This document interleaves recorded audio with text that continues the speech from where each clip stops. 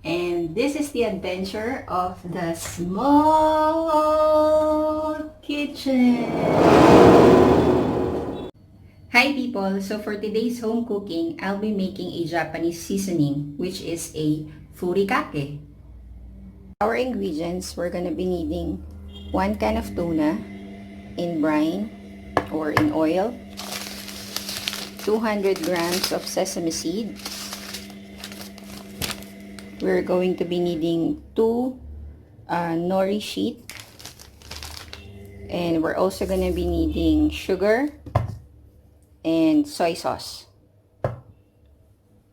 First, we heat a pan, and then we are going to toast our sesame seed.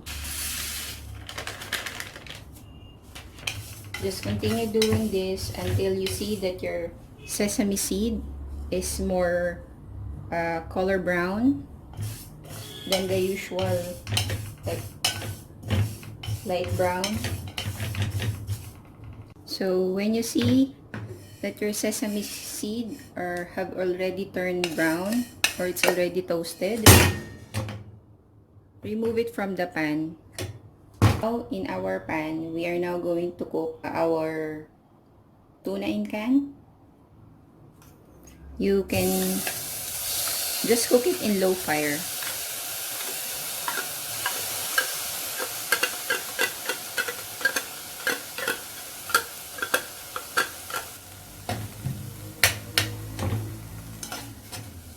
We need to drain as much oil. We need our tuna to be flaky or dry so that it will not moist when we mix it with our dry ingredients. At this point, we will now put in a little bit of salt.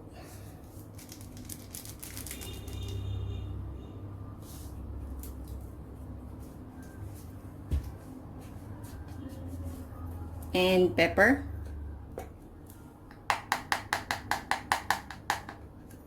That's for taste. And then we mix it again.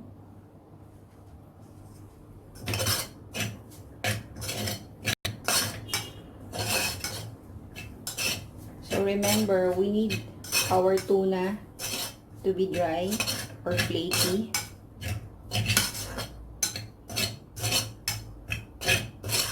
So it will last longer when you put it in a container. When you see that your tuna is ready, you take some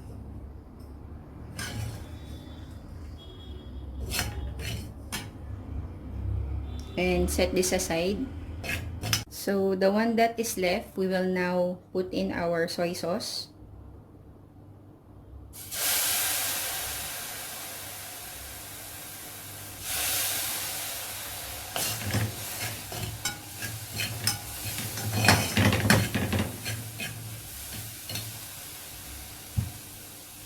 And sugar.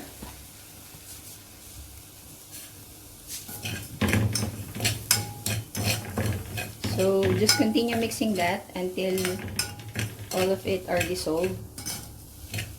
So when your tuna is ready, set this aside together with the other half.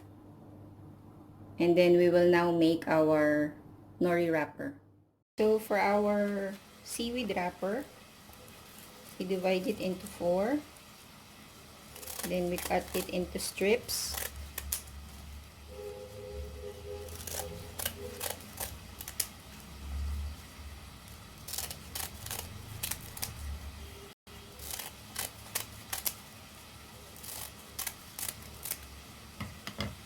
Then we take it.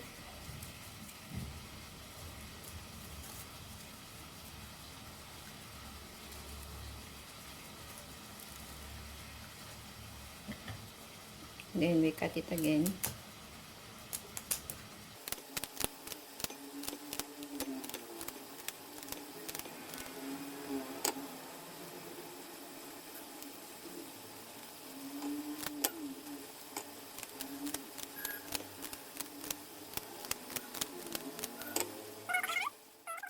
Once you finish cutting your nori, we will now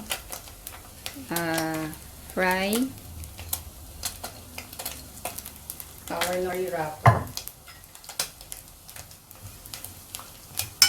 on low fire. This will be on low fire. We'll just have to make it a little more drier.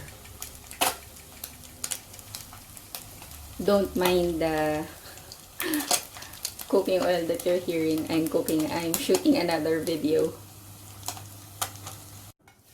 So you will see that your nori wrapper is ready when it changes in color and it shrinks. So set this aside. So once all of our ingredients have cooled down, we now put in our tuna with only the mixture of salt and pepper in this big bowl. And then afterwards, we now put in our tuna, the one that has a mixture of soy sauce and sugar. So we mix that a little. And then we now put in our toasted sesame seed.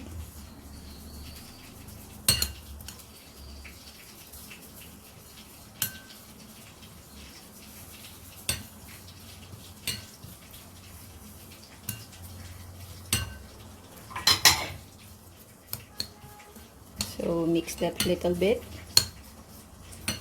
Then afterwards, we now put in our toasted nori wrapper.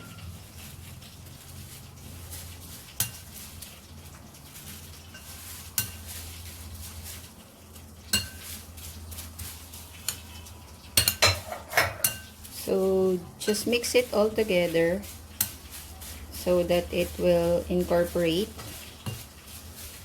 with each other.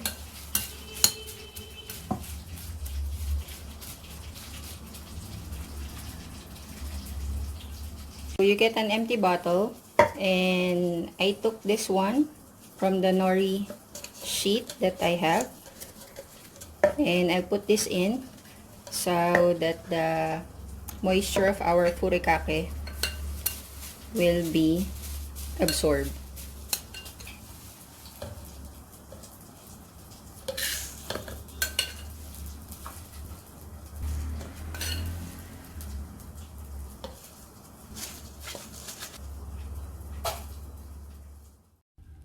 Do you want to know what's simple but tastier? B-roll.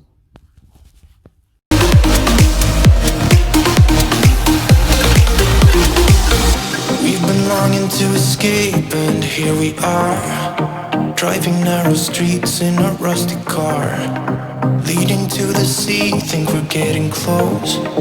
We should take a pic, baby, strike a pose. So now for our taste test.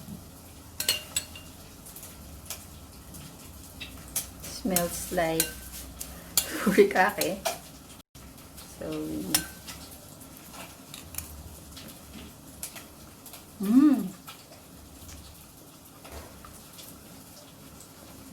the saltiness and the taste of the seaweed wrapper, it's really good.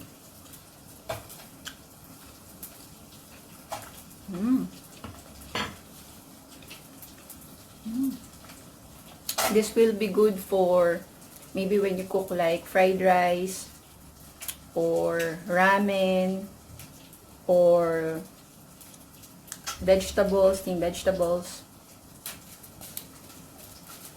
You can put it on top and it will add more taste to your food. Try it, guys.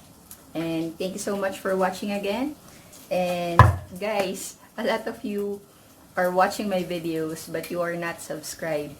So I encourage you to grow our channel and hit that subscribe button or comment and like my video, or you can also share it in other social media platform. Thanks so much for watching and have a good one.